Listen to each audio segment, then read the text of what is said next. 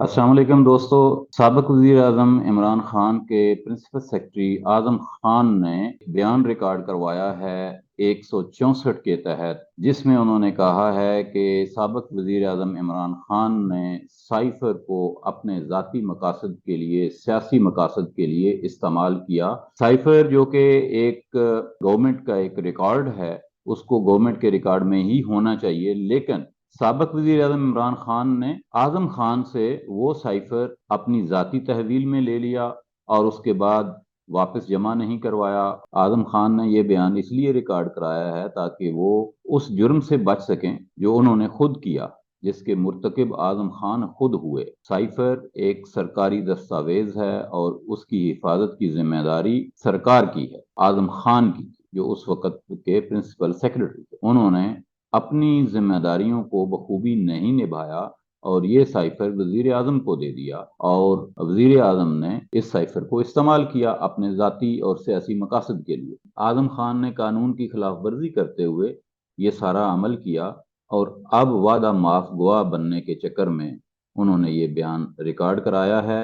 हमें देखना यह है कि हुकूमत पाकिस्तान के जो राज हैं, जो दस्तावेजात हैं, जो कार्ड है, उसको हम कब तक इन गैर महफूज हाथों में रखेंगे? कब तक हम अपने आइन और कानून की धज्जियां बिखेरते हुए साइफर जैसे हसास दस्तावेजात को अपने सियासी मकासद के लिए इस्तेमाल करते रहेंगे? ये जो शोर है आजम खान और साबिक वजीर आजम इमरान खान दोनों की तरफ से, ये गलत है और ये अवाम को एक बेवकूफ़ बनाने की कोशिश है जो इमरान खान साहब ने की।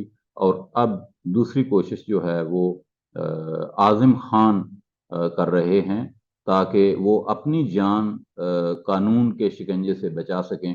तो ये दोनों शख्सियात जो हैं, इन्होंने पाकिस्तान की अवाम को बेवकूफ़ बनाने की कोशिश की, जिसकी हम भरपूर मजम्मत करते हैं।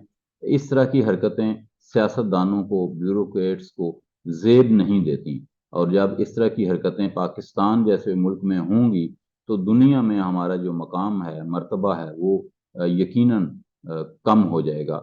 हमें अपनी सियासी लड़ाइयाँ सियासी मैदानों में ही लड़नी चाहिए, वोट की ताकत से आगे बढ़ना चाहिए। नाज़रीन, आज़म खान के इस बयान की वजह से जो नया सिनेरियो बन रहा है, उसमें इमरान खान साहब के लिए मुश्किलात में इजाफा होगा। आज़म खान तो शायद वादा माफ गवाह बनकर कुछ रिलीफ हासिल कर लें, लेकिन इमरान खान साहब के लिए ये यकीनन परेशानी का बायस बनेगा। और इसके मकासद भी यही हैं कि उनको मजीद मुकदमात में उलझाया जाए ताकि वो सियासत में भरपूर किरदार अदा न कर सकें। नाजरीन, ऐसा पहली बार नहीं हुआ, इससे पहले भी आम पाकिस्तानियों को कई बार बेवकूफ़ बनाया गया। अब ये जो हमारे नुमाइंदे हैं, ये सब जाली, ये सब एस्टेब्लिशमेंट के लाए हुए मोरे हैं, और ये मोरे जो हैं ये हमारे हकीकी नुमाइंदे नहीं हैं। हमें अपने जैसे नुमाइंदों का इंतखाब करना है ताकि पाकिस्तान तरक्की कर सके, आवाम की हकीकी नुमाइंदगी असम्बलियों में हो, क्योंकि जब तक आप जैसा आपका नुमाइंदा असम्बली में नहीं होगा, आपके हक में कानून साजी नहीं हो सकती, और जब तक कानून साजी आम इंसान के हक में नहीं होगी, आम इंसान तरक्की नहीं करेगा। इसी के साथ राजा पाकिस्तानी को इजाज़त दीजिए। अपना, सारे पाकिस्तान का और तमाम इंसानों का ख्याल रखिए। रब रखा, पाकिस्तान जिंदाबाद।